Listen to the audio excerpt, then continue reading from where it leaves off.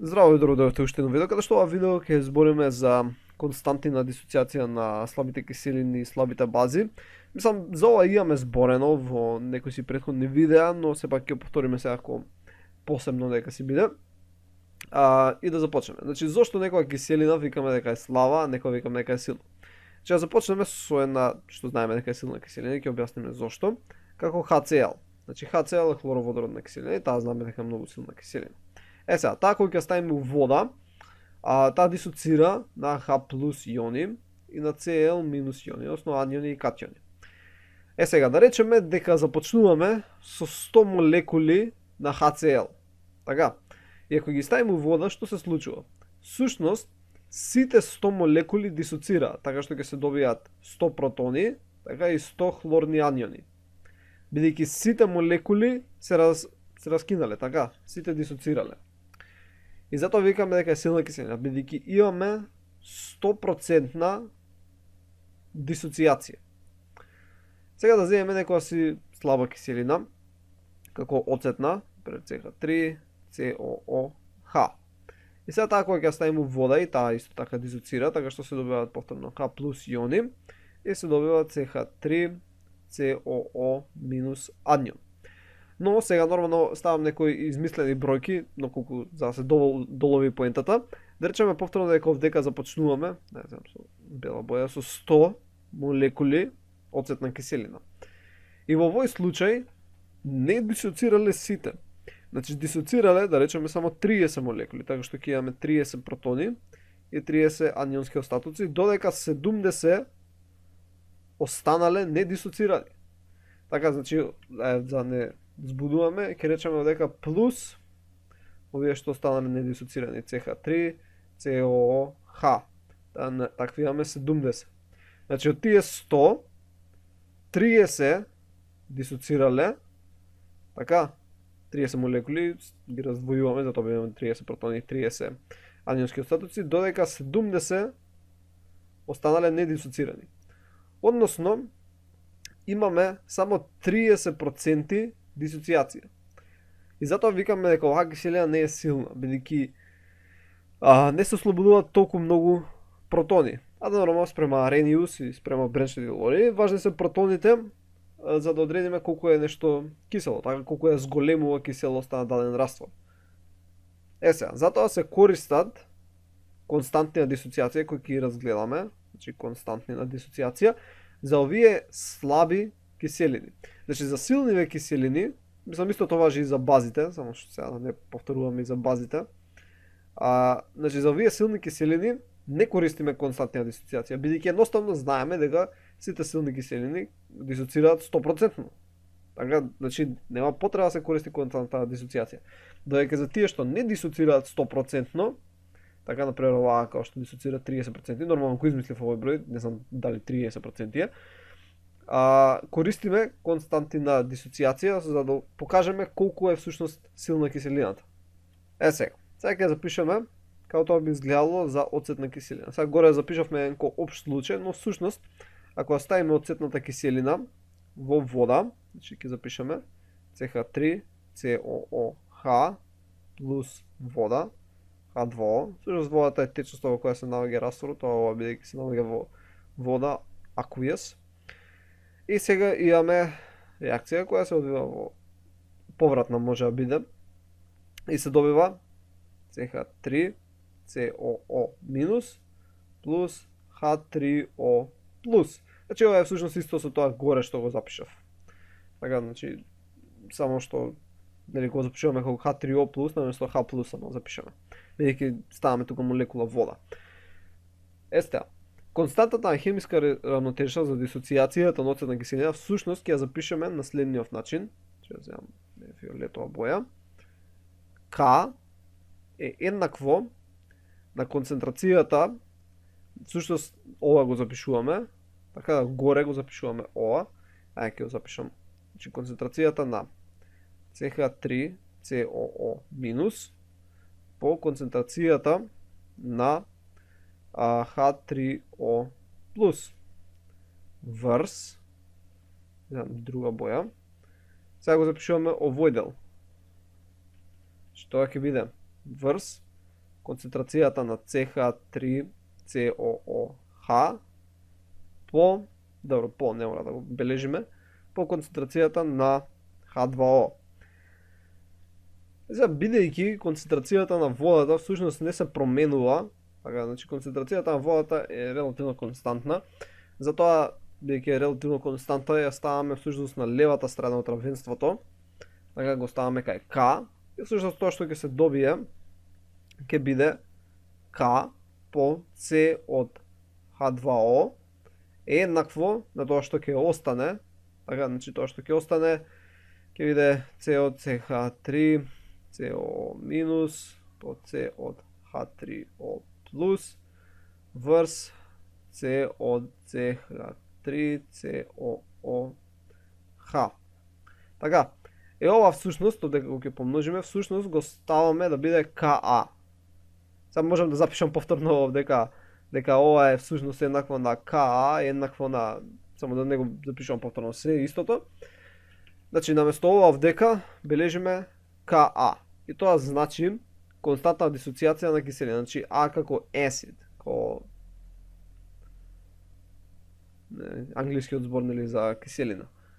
Сега исто можеме да го правиме и за бази. Сега јас само ќе убрзам постапка, да речеме дека имаме овдека, када се мрднам само малце, да речеме дека имаме одредена химиска реакција каде што ќе имаме NH3 плюс H2O, тоа што се добива ќе биде всушност NH4 плюс OH минус.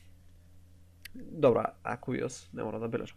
Сега, ако запишеме константата, и сега ќе искокнам тие некои чекори, кај B ќе запишеме еднакво на концентрацијата на NH4 плюс по концентрацијата на OH минус врз концентрацијата од NH3. Сега, вредностите на овие KB или KA, B овдека се употребува како B за base,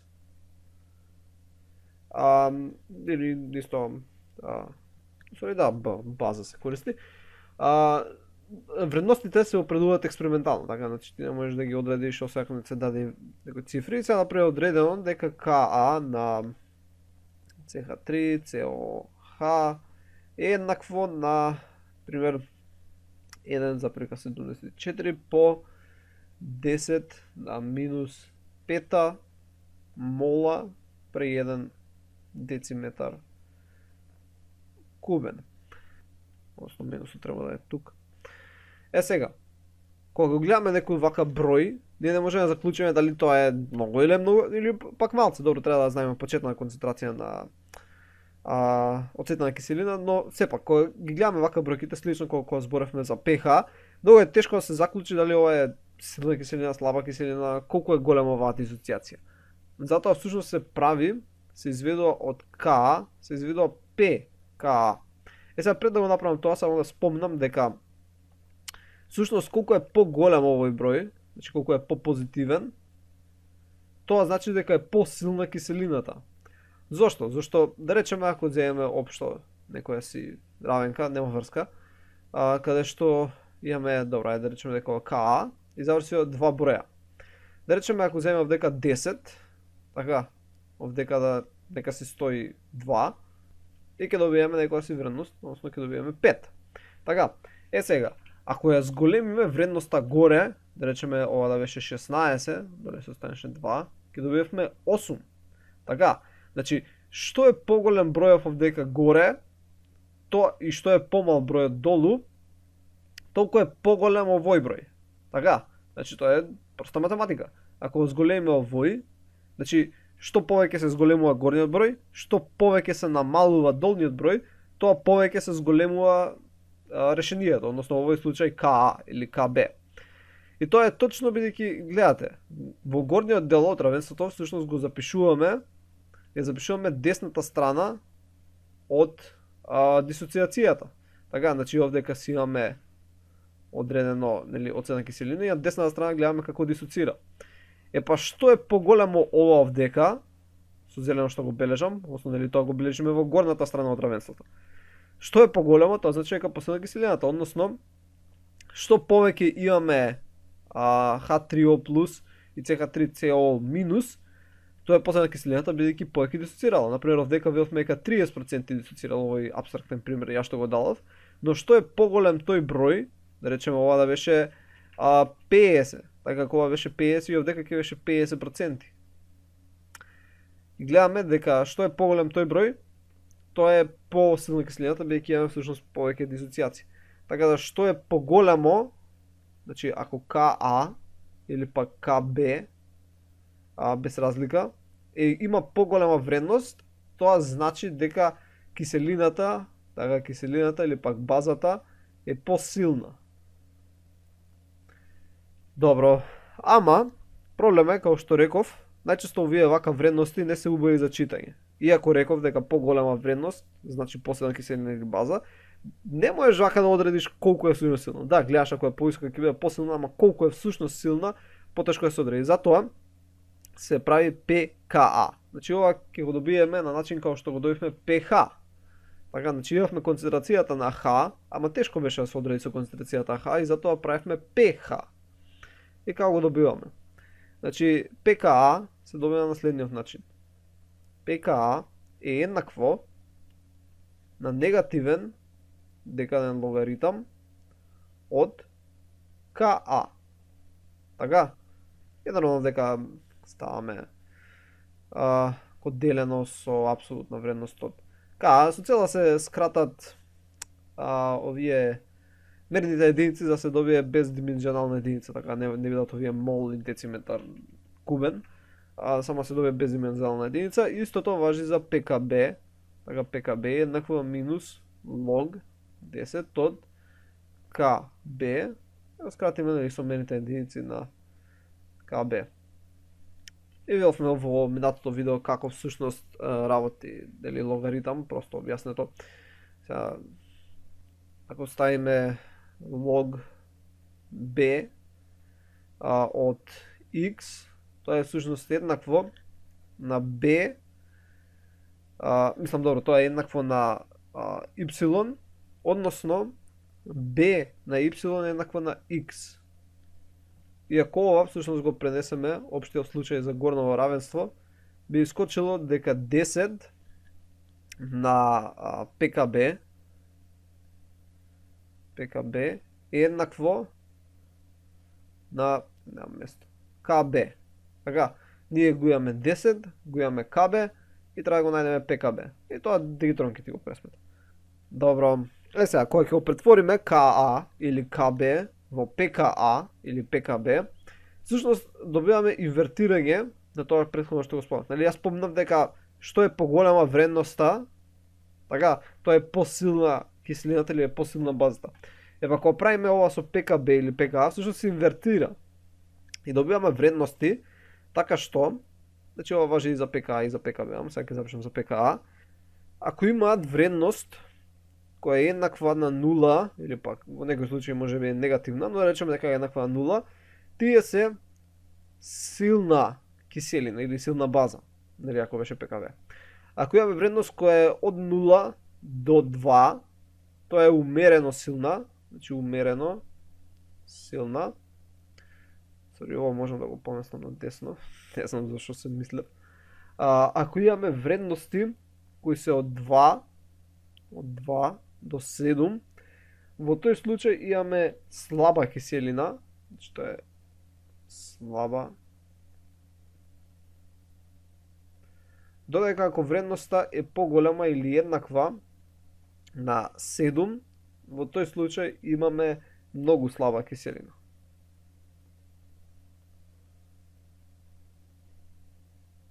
И нормално исти важат и за бази, така, значи ова можеше да биде pKa или можеше да биде pKb. Истите вредности ќе важат.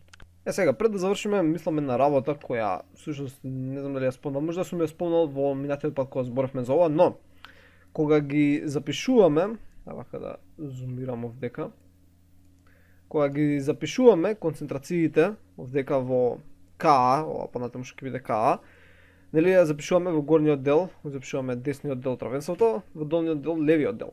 Ама ги запишуваме концентрациите од кога ќе се постигне еквилибриум. Така, значи оно ќе се иде на десно и ќе се иде на лево. и после некое време ќе се постигне еквилибриум кај што веќе нема промена на концентрациите. Отколку ќе се постигне еквилибриум, тогаш се запишуваат нели во равенката и се пресметува. Сега само да видиме што би се случило ако овие принципи до сега кои ги спомнавме ги аплицираме врз HCl, кој знаеме дека е силна киселина. И да видиме. Знаеме дека скоро 100%, значи скоро 100% имаме дисоциација. Ја пишав 100%, но да речеме дека 99,999. Така, бидејќи се одвива и обратната реакција, но многу малку. Сега. Добро, да запишеме Ka, ќе биде еднакво на концентрацијата, нели на H+. Ова по правило треба да се запишува како H3O+, бидејќи се одвива вода, но бидејќи водата е важна, водата донира електрони, но за да не ги комплицираме работите, ја затоа го запишувам H+. И ова ќе биде концентрацијата на Cl минус врз концентрацијата на HCl. Така, сега, HCl. Сега, HCl има премногу малку. Значи, да речеме, лупам дека овдека сме започнале со 1 мол на дециметар кубен. Така, сме започнале со 1 мол дециметар кубен, толку сме имале HCl. Тоа значи дека во горниот дел ќе имаме приближно 1 мол, добра, да речеме дека имаме 1 волумен, 1 литар, така што имаме 1 мол протони и 1 мол хлорни атоми. Односно имаме 2 мол. Така, 2 мол, што е прилично голем број, зашто обично нели работиме со 0,00 нешто. Додека во долниот дел за C концентрацијата HCl рековме дека ќе биде многу мало. Значи тоа ќе биде 0,00000 некој си број. Така да речеме 1 мола. Сега, всушност тоа што го добиваш, ова ако направиме како просто равенство, значи проста дробка, добиваш овдека многу голем број, додека долу добиваш многу мал број. Односно збирот што ќе го добиеш, мислам, кој ќе ги поделиш, не збирот, количниот што ќе го добиеш ќе биде многу голем број. Така, Ka ќе биде многу голем број. Така што ти ако извадиш од Ka, значи извадиш pKa е еднакво на негативен логаритам од Ka, а знаеме дека видовме сега дека Ka ќе би бил многу голем број, затоа pKa ќе биде многу мал број. Така, значи pKa ќе биде многу низок број. И ако е многу низок број, гледаме дека тоа ќе биде силна киселина. Значи pKa ќе биде многу низок број, 0, дури може и негативен да биде. Значи одека може да биде негативна вредност, така од негативен број до 0. Ќе биде многу негативен број и ќе знаеме дека HCl е многу силна киселина. Значи тоа е принципот на кој работи. Ти можеш одека да се започнеш со 2 мол, така 2 мол на дециметар кубен, тоа што дека ќе добиеш 2, приближно 2 нормално, 2, ова ќе биде 4, ова ќе биде повторно некој си многу мал број, така што Ka ќе биде уште поголем број, така што pKa ќе биде уште помал број. Зашто нели рековме, колку е поголемо Ka, толку е посилна киселината, додека колку е помало pKa, толку е посилна киселината. Бидејќи се нели обратно зависни. Добро, ете видовме што се случува ако го аплицираме се ова врз HCl. И значи Ka или pKa ни кажуваат колку е една киселина силна. Значи pKa колку е подниско или пак Ka колку е поголемо, ни кажува колку е една киселина силна споредено со друга киселина, така. А pH ни кажуваше колку е киселоста или базноста на даден раствор или на дадена супстанца која ја чуваш во сад. Не ни кажува колку е силна таа киселина, него мислам добро, кажа колку е кисела средината, ама pK и Ka ни кажуваат колку е силна киселината ако би аплицирал во вода. Добро, тоа е се за ова видео. Ако би направил една сумација, било, значи имаме дадена киселина која дисоцира во вода. Врз разлика колку дисоцира тоа зашто го ставаме во горниот дел на равенството, добиваме одредена вредност Ka, која, бидејќи е тешко да се чита вака, не можеш да заклучиш дали тоа е многу или малку, вадиме негативен декаден логаритам од нези, добиваме едно мали броеви, така, мали броеви врз кои можеш да направиш проста табела и можеш да знаеш дали тоа е силна или слаба киселина. Ви благодарам што гледавте и ќе се видиме во наредното видео. Довидување.